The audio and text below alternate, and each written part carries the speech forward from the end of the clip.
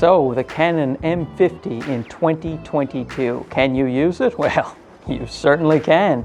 And please keep watching.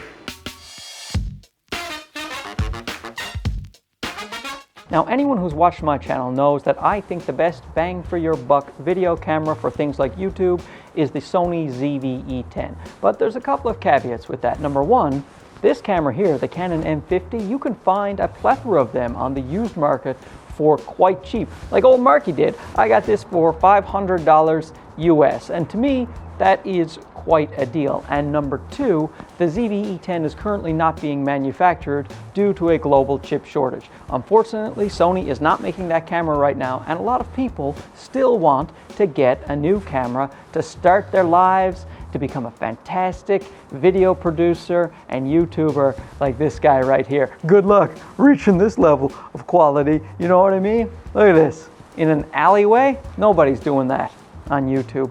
Nobody. So a lot of people were asking me about the Canon M50, saying, is this a decent alternative? And absolutely, this could be a great camera for you. In fact, it beats out the ZV-E10 in lots of ways. It's just what you want to do is use this camera in 1080. The 4K, it does a 1.6 times crop, and then you have to manually focus. And it's also not downsampled from 6K like the Sony, so the image is a lot less sharp. But sharp images is not always be-all, end-all of cameras. It's usability, it's fun factor, and it's getting a great image. 1080, especially if you put it on a 4K timeline and upscale it to 4K to put out on YouTube, it's still going to look really, really good. In fact, that is what I'm doing with these clips right now. And why do I shoot it in 1080?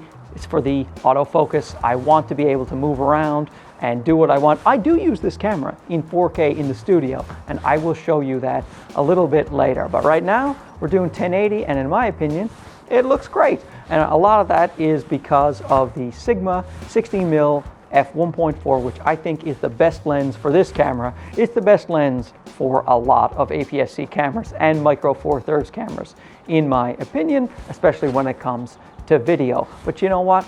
Let's see what else this camera can do.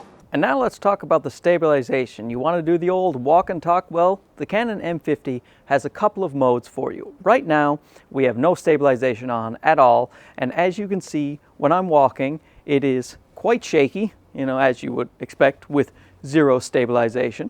So let's switch it now to its first mode of stabilization, the regular stabilization. So this is the first form of stabilization, the digital stabilization. As long as you're walking carefully, you can get decent footage out of this situation, and it's probably the one that I would use because the enhanced mode that I'm about to show you crops in a lot, and then it has to upscale the picture to make it look a bit better, so you're losing a little resolution and it doesn't look quite as good, at least in my opinion, but I will show you that now. Now this is enhanced stabilization. It is of course another digital form of stabilization where it crops in even more. As you can see, that is quite a mighty crop, but it does smooth out the footage a nice bit. However, I find that I get some micro jitters when I use this enhanced mode, so along with the crop, I find the jitters a little bit distracting. So I try to keep it on the regular IS when I'm walking around and just keep it nice and smooth. Plus, it has much less of a crop. Now, if you have an extendable tripod, this enhanced stabilization can work a little bit better. Like I have one here, and I'll just extend it out. And there you go. Now, it is much harder to hold, and it's harder on my arm, but hey, you know what? Anything for stable footage. Uh-oh, it's starting to rain. I gotta go inside because the Canon M50 is not weather sealed. Okay, let's go. But in all honesty, I love the little M50 when it comes to a vlogging type scenario, and I apologize if the camera shakes a little bit. It's a very windy day, and I just have it on a little flimsy tripod here. And that's the thing, is this camera is so small and light, you can put it on pretty much any tripod and carry it around all day. Fantastic size and weight, and also fantastic is the touchscreen because it has a little flip out touchscreen so you can see your gorgeous face, and while you look at your gorgeous face you can actually change the settings on the fly. I wish my Sony cameras had that. It's a great feature for Canon. And another great feature that they have is the autofocus. As long as you're in 1080, it has that dual pixel autofocus, and that is second to none. It's a fantastic autofocus system, and as long as you don't go into 4K. You go into 4K, it switches to contrast based. You're going to lose that. So I always stay in 1080 when I want to rely on the autofocus. And now we're back in my very fancy studio to prove that this camera can be in fact used in a studio setting. Now, it is not great in low light. I will put that in the cons. When it comes to video, photos is pretty good in low light, but when it comes to the low light in video, it's not that great. But you can get a really good image as you see right now. I am using the Sigma 16mm. I am using 4K. I have manually focused, which, you know, you get used to. I'm only sitting here. I'm not moving anywhere. If I go this way, then I'll go out of focus. But as long as I stay in the plane of focus, I will be fine. I've done that with Panasonic cameras for years. Now, if you look up in the shadows, like say right over there, if you look closely, you will see some noise. But other than that, I really like the image that I'm getting out of this, especially using my favorite corrective LUTs, the Leeming LUTs. It's just, it helps me color correct my footage, and then I can grade to taste afterwards. But we're not here to praise the Canon anymore. We're here to talk about the negatives, the things that I don't like. And the first thing I gotta say is the record limit, the 29-minute infamous Canon record limit. I just wish that wasn't there. I like to record longer form content sometimes, podcasts, or in my real life, I'm a comedian. Sometimes the sets are an hour long or an hour and a half, and you simply, you can't use this camera for something like that. So I do wish the record limit was gone. The autofocus in 4K, it is non-existent in my opinion. It's contrast based, it hunts, it is not reliable, so I don't use it. That's why I'm doing the manual focus. So I wish it kept its dual pixel autofocus in 4K. Now there is also a crop in 4K, and some people might think that I would put that as a negative, but actually right now I am using it to my advantage because I'm using a 16mm, which is about a 24mm on a APS-C size sensor. However, I like about a 35mm in my studio, and guess what? Now I have it because of that crop that is in 4K, so it actually works out perfectly for me. So I'm not gonna say that is a negative. I know for a lot of people that'll be a negative, but it's just not for me. And a friend of mine also, he said that he shoots 1080 all the time, and sometimes when he wants extra reach, he'll just go into 4K and he'll go into crop mode, and then he has extra reach on his lenses. So, you know.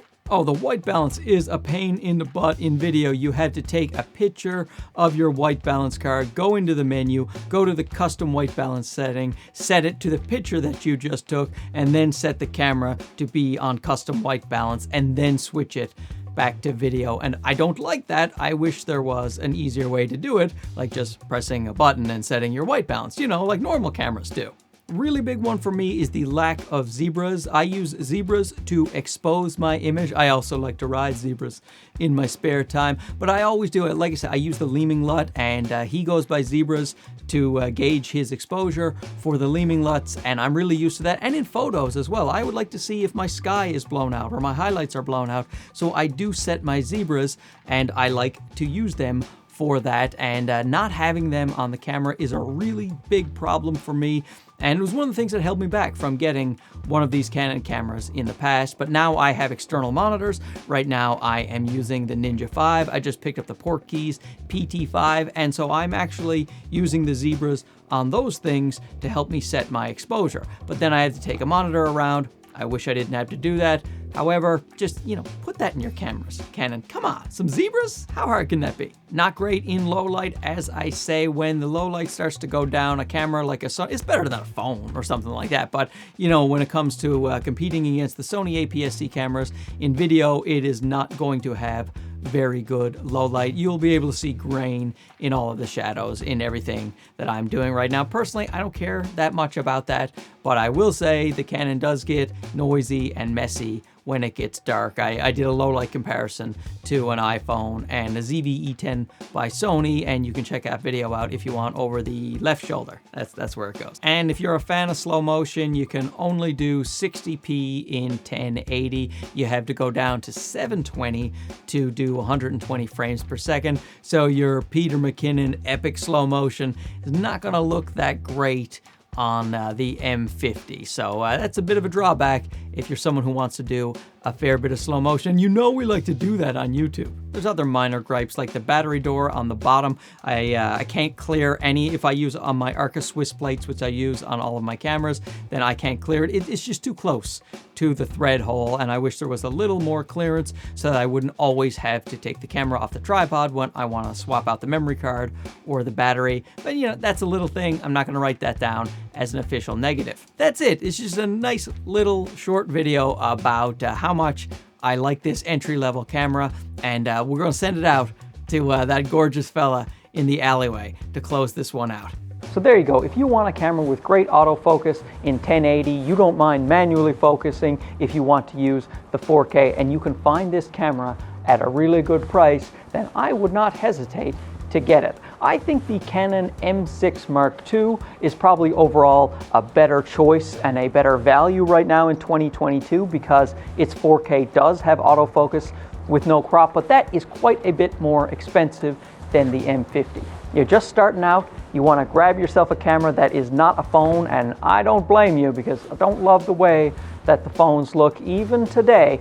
You can make them look pretty good if you want, but just nothing comes close to these bigger sensor cameras, in my opinion, anyway. So thanks for watching. Don't forget to like, subscribe if you haven't already. Ask a question, leave a comment, and we'll be sure to talk to you soon. Okay, bye-bye.